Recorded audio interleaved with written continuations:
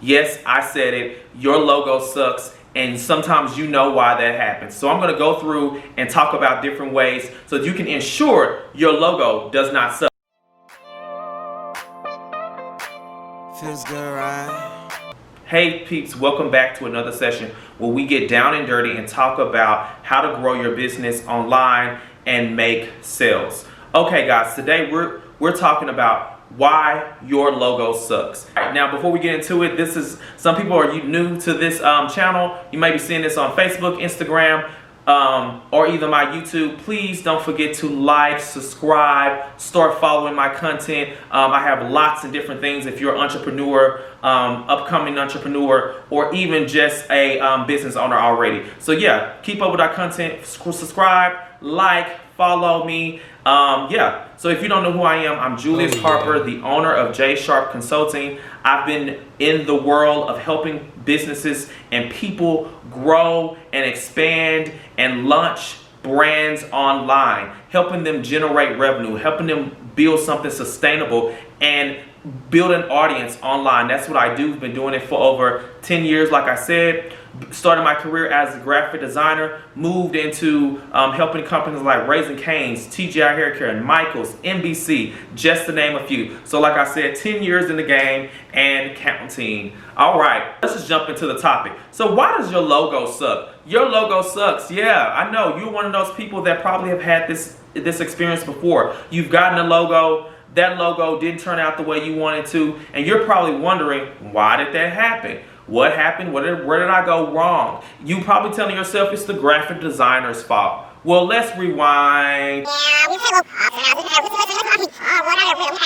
There's 4 things you need to know before you actually have a successful logo. In order to have a successful logo, there's 4 things you need to make sure you check off and do throughout that process of working with the designer or even building out a logo. So what does that look like? Well, the first thing you want to have, number 1, you want to do your research. Oh, yeah. Everything in life starts with a plan, and the plan starts with research.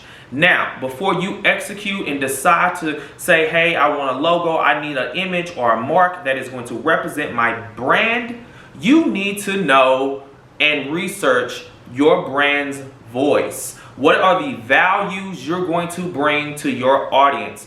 You need to understand your audience, right? So first you need to go and understand the voice you want to project.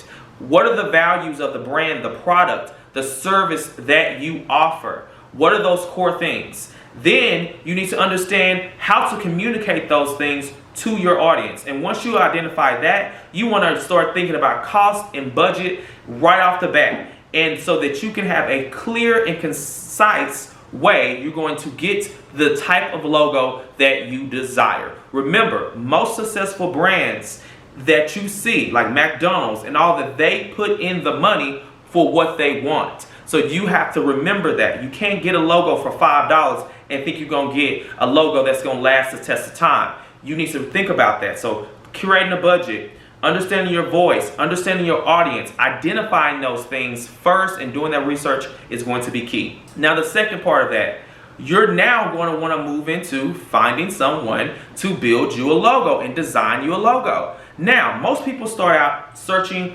probably asking a friend for a graphic designer or already know someone, or go to an agency. Okay, so let's break this down. There's 2 different types of things that you need to know. You have a graphic designer that is a graphic designer, which is a person that is going to design the mark and the logo. Now, a graphic designer isn't always a person that understands brand development. They understand visual elements and things, how to visually communicate to an audience. So that means they're going to build you something that represents your brand, but maybe it isn't the mark that is needed. So you have to make sure you clearly give them that information. So that's the difference when you just work with a graphic designer. And that's the reason why if you do your research, you can work with a graphic designer a lot easier, so you can hand over the information and they can create a design brief. You should always have a design brief for your designer, for your graphic designer. Think of that. Now, there's two different type of things that you need to know. Now, you have a graphic designer and you have a branding expert or consultant. Those two things are separate. Now, sometimes you can find a one-off where it is a person that can do both, that has been able to build brands on top of actually being a graphic designer, because it does make sense for a graphic designer to really get involved in actually every portion of building a brand. So that totally two different things. Brand identity, getting more depth into actually the entire brand's voice, audience, all of those things. They may not, all graphic designers can't do that. So you have two different ones. Now, if you want to pay a little, you're going to pay a little bit more for an expert, but you want an expert on board, especially if you don't have the background. I just believe that you shouldn't do everything yourself. There is no one entrepreneur that should be doing everything themselves. So take in mind, you want to work with an expert in branding and a graphic designer, or a person that can do both. All right, so that is what you need to know: graphic designer and branding expert. That's the second one. We're moving on to the third. The third one is very, very much important. Now, you've worked with a graphic designer, you've gotten this done, you worked with a brand expert, you got your beautiful logo, you're down to the one or the two that you want to go with. You want to test. Oh, yeah. Test. Testing, can you hear me? So testing is very important. Why is testing important? Because that is going to help you to not only be the person that looks at the logo and say, I like it, but is your audience going to like it? So this is where you want to get a small group. I don't know if you ever did a study group before, or some type of group that helps you to do to go through it, a small group where they actually go through, test out a logo, look at it in the first development stages. So you get those two designs, those two drafts, or three sometimes, and you want to kind of survey the room, or you want to send out a survey and you ask not just your friends, you ask your audience who will be buying the product. Don't ask family and friends only, or people that's in the business. Ask the people who will be buying the product, especially if you're redesigning a logo. Especially if you're redesigning a logo. You already have an established brand, you're redesigning, you definitely want to do this. But if you also are new to it, you want to do this stage as well. So that's one testing, but we're still talking about number 3, which is one testing. You have a second testing. This is when now you've picked your one logo and you maybe have some things that you want to see that make sure that goes great with it. You want to see colors and things like that. You can do another test or another survey or another small group before you get that done. So it's about testing in number 3. So don't forget that. That's important. That's how you really see who is really gravitating towards your brand or your mark or your logo. Remember that. All right, now the last and final thing. This is important. This is the application stage. Application. Okay, so before you get into application, when you're in the application stage, now you have these 4 things. This is now you have a great logo. You love the logo. And you love the mark, you love what the graphic designer and the brand expert has put together for you. Now you need to be able to apply it. You need to make sure when you walk away from this project so that you can make sure you love the logo. You want to be able to apply it to everything, because they may not work with you through the entire brand. They may not be creating your social media stuff. They may not be creating your content on your website. They may only just did the logo. So if they're not, you want to make sure you walk away with a brand style guide. That means the fonts, the colors.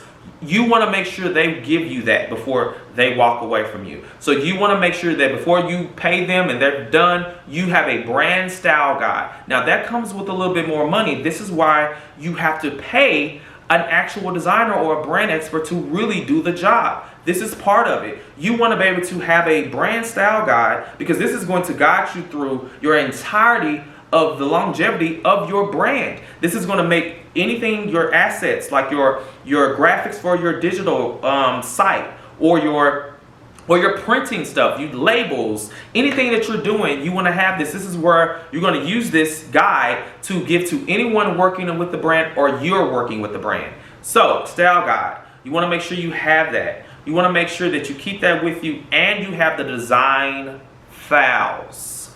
So, this is very important. You want to have all multiple types of design files that the designer and the agency gives you. Make sure you have everything. Do not lose this. Keep several copies of these files. Let me tell you why that's why your logo sucks, because you don't have the files. You're trying to use it again, and now you can't even use this one image of the logo that has a white background. So you need a PNG, which comes without a background. PNG has no background. Make sure you have a logo in different sizes with a PNG for different things. It's going to have to go on hats. It's going to have to go on t-shirts. So it needs to be a PNG. You need that. You need a Swift file. So that's an SVG file. It's usually when a designer has created this and in Illustrator, right? They created it. It's going to export as an SVG. And this is now where you can now use this and have any other designer go in and use it and apply this to other things. So application. You want that file. You also want the creative file, because if you ever want to tweak it or add things to the logo, you want to make sure you have the creative file where they designed it. That means it should be the Illustrator file, Photoshop file, whatever files they did to create your logo. So to wrap all this up and put a pretty bow on it, just remember, number one, you need to do your research, right? Make sure you have everything you need, the cost, the brand voice, the audience that you want to target. Number two, you want to make sure you work with a graphic designer and someone that understands branding. That's an agency, that's an actual graphic designer or a freelance. Make sure they understand both, not just graphic design, but also branding and brand development.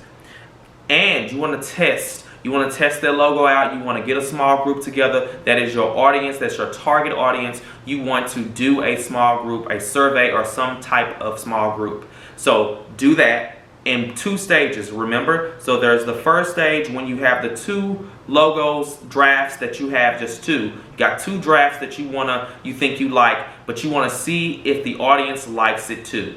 Then you have that last logo, and you want to see if that is the one that you should go with, or should there be other tweaks. Because what you see and what you like doesn't mean that's what your audience likes. So think about that. You want to test. You want to do that. Lastly, you want to think about application. In order to do application, applying this to everything, your digital, your print stuff, your flyers, your online website, your social media. In order to do that, you need a brand style guide. That is going to be your guide to make sure things are consistent and looks great. And you're going to want to make sure you have your style guide and you have all the files that you need. Because without all the files, you cannot create great graphics or great design for your logo that you just got. So this is going to ensure you have a great logo and apply it. So I went a little step further. I want to make sure you knew exactly how to not have a sucky logo and to apply it. So guys, this is what I do. Come back next time. Don't forget to like, subscribe if you like this information. Don't forget to like, subscribe, follow, do what you need to do if you like this information. I will see you guys later. I am out. Peace.